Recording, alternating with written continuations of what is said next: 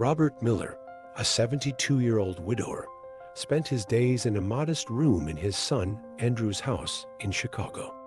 Sitting at the window, he watched the busy street below, with its rushing cars and people who seemed to have a more important destiny than his.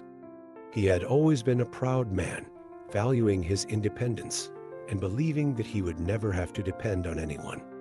However, the weight of the years and the deterioration of his memory had made him more fragile, and the proud man of old felt like a shadow of his former self. Living with his son Andrew and daughter-in-law, Elizabeth, wasn't easy. The atmosphere of his old house had turned into a cramped space, and the room that had once belonged to his grandson, a child full of energy, had now become his refuge. The atmosphere was no longer the same, and Robert felt a deep nostalgia for the days when the house was full of laughter and movement. In that quiet room, he used to wonder where the time had gone and why he felt so disconnected from life around him. His fragile health didn't help. His memory was no longer reliable. He often found himself forgetting names, dates, and even important moments in his life. He wanted to be useful to his family, but every day he found himself more dependent on other people. Margaret, the neighbor, came over every day to prepare his meals. She was a kind woman, but Robert couldn't help feeling that she was a burden to him too. Andrew and Elizabeth tried to be patient, but Robert could see the tension in their faces. Their children had their own lives and careers, and they could no longer cope with the demands of looking after him in the way he needed. The weight of it all began to pile up, and with each passing day, Robert felt as if he was losing his identity. He was no longer the strong, self-sufficient man he used to be. Now, he was someone who dragged himself through the day, without much purpose, waiting for the next moment of rest. That's when Robert had an idea. He knew that his presence at home was no longer beneficial to anyone, and he felt that it would be better for everyone if he left. So he began to consider the idea of moving to a nursing home, a place where he could spend the last years of his life in peace without being a burden to his family. But as this decision matured in his mind, he couldn't stop thinking about his wife, Margaret, who had passed away a few years ago. She had always been his partner, and without her, life seemed emptier and more meaningless. She had been the soul of the house, and without her, he didn't know how to fill the void she had left. His daughter, Emma, lived in another city and had a family of her own. They tried to visit him from time to time, but Robert knew that his life was already in another phase. He missed his daughter, the long conversations about trivial matters, the laughter shared over family dinners. However, he knew that she also had her own challenges and couldn't always be around. It was a cloudy fall afternoon when Robert made his final decision. He was going to move to a nursing home, away from the eyes of his family, where he would no longer be a constant worry. His son Andrew and Elizabeth were busy with their own problems, and he didn't want to burden them any further. It wasn't that he didn't love them, but he knew that deep down they were struggling with the situation too. One afternoon, however, something unexpected happened. Just as Robert was starting to pack, a visitor arrived unannounced. It was Andrew, with a worried look and a softer expression than Robert had seen in a long time. His son approached slowly, taking a seat next to him on the bed. "Dad," Andrew began. "I know you're thinking of leaving, but I wanted to talk to you first." Robert looked at his son, trying to hide the whirlwind of emotions that were building up in his chest. He didn't want to be a burden, but he also didn't know how to express his pain. He felt a lump in his throat when he saw that, although life had changed so much, the love between them was still there. "I know it hasn't been easy. I know you feel like you're burdening us, but you're not a burden. I just didn't know how to deal with it all. I didn't know how to look after you in the right way." Andrew continued. Robert felt a tear run down his cheek. He had always wanted to be strong, but at that moment, the fragility of his own humanity hit him like a punch in the gut. He had always believed that, as he got older, he should be independent. But now he saw that the most important thing was to allow the people who loved him to take care of him. Do you love me, Andrew? Robert asked, his voice breaking. Of course, Dad. I always have. And I know you did the best you could. It's not easy for anyone to see a father grow old and change. But we're in this together, okay? Robert looked at his son, and for the first time in many months, felt a sense of peace. Perhaps, after all, he still had a purpose in this life. He would no longer be the man he had been, but perhaps it was still possible to be useful, to be loved. Over the next few days, Andrew and Elizabeth spent more time with Robert. He wouldn't have to move to the nursing home anymore. They would find a way to take care of him, to help him live out his last years with dignity and love. And so, even with the limitations of age, Robert discovered that, in the end, the greatest wealth was the time shared with those who loved him. He would no longer have to hide in a lonely room, because he had rediscovered the value of family and connection. After the conversation with Andrew, Robert began to realize that life could still offer moments of meaning and affection, even in the most challenging phases of existence. And so, even with the limitations of age, Robert discovered that, in the end, the greatest wealth was the time shared with those who loved him. He would no longer have to hide in a lonely room, because he had rediscovered the value of family and connection. After the conversation with Andrew, Robert began to realize that life could still offer moments of meaning and affection, even in the most challenging phases of existence. Little by little, the routine changed. Andrew and Elizabeth began to include Robert in the day-to-day activities of the house, often involving him in family decisions, meal planning, and small tasks that he had previously felt he could no longer do.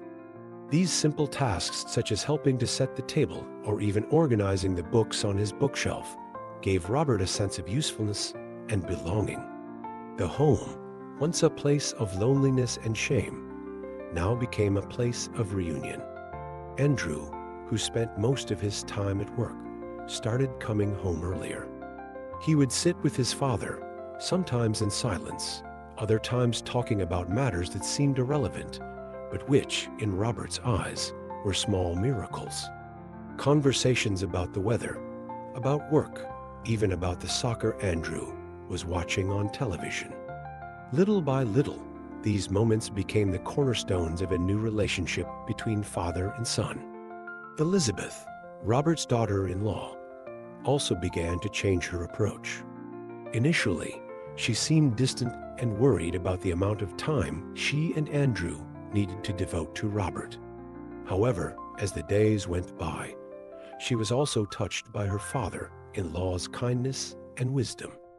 Robert, with his life experience, had a deep insight into the world, and Elizabeth began to see the value in the little lessons he shared over meals.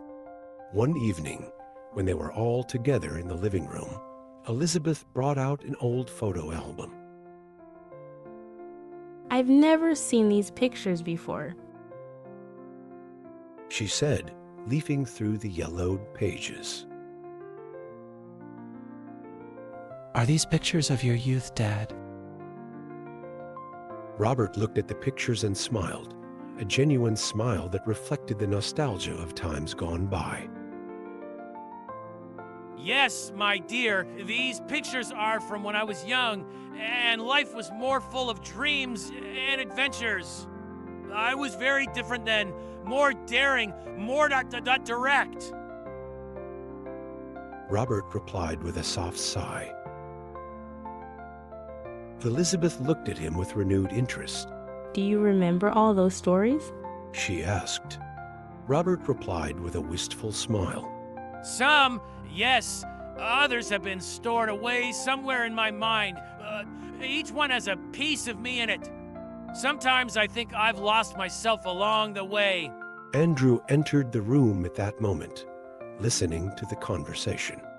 He walked over, put his hand on his father's shoulder, and with a smile said, I'm sure we still have a lot to learn from you, Dad. These small exchanges of affection, which had previously seemed distant and difficult, became more natural. Robert allowed himself to be vulnerable, but he also began to see the strength he still possessed, even with the challenges of aging. As the months passed, Robert's relationship with Andrew and Elizabeth grew stronger and deeper. They began to take short trips together, always respecting Robert's rhythm. During these trips, he was enchanted by the landscapes and the feeling that even at 72, there were still experiences to be had. Sometimes a simple walk in the park or a visit to an old town nearby was enough to renew his spirit. On one of these trips, Andrew and Robert sat on a bench in the square while Elizabeth went to buy some snacks. The conversation, once again, was about the present and the past, but something had changed between the two of them. The tension that had existed before, when Robert felt he was a burden, seemed to have been dissolved by living together and the daily gestures of affection. Dad, I know you think it might be better to move into a nursing home, but we'll find a way to keep looking after you. You don't have to leave. You don't have to feel alone, said Andrew, looking into his father's eyes. Robert felt a squeeze in his heart when he heard those words.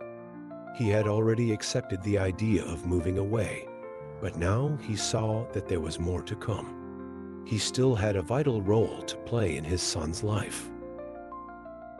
I always thought I could do everything myself, but now I realize that perhaps the greatest gift I can give you, my children, is to allow you to help me, said Robert, his voice breaking. Andrew smiled, a smile full of emotion.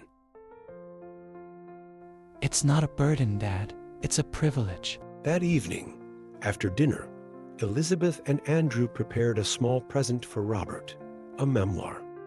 It was an album that Andrew had started to put together, with old photos and stories. This one's for you, Dad, said Andrew, handing over the book with a fond smile. As life went on, Robert found himself more at peace with time. He was no longer the strong, independent man he had been, but he now understood that, in the end, true strength lies in the ability to love and be loved. He didn't need to be perfect to be important.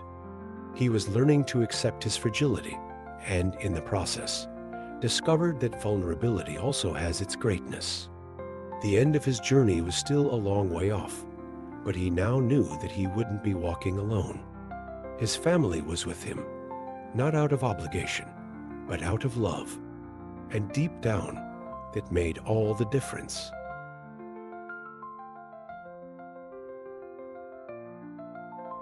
If you've made it to the end of this story, I hope you've been moved and reflected on what it means to live, to grow old, and to share moments of love and vulnerability with those we love. Sometimes life takes us down unexpected paths, but it's in the simple gestures, the encounters, and the connection with family that we find true strength. May Robert's journey, with its losses and reunions, inspire you to cherish the small moments with those who matter. May we never lose the capacity to love, to be vulnerable, and to accept the help of those around us. After all, no matter how much time passes or how much life changes, love will always be what sustains us. Thank you for following this story. May it be a reminder that every stage of life has its value, and that we are never alone on our journey.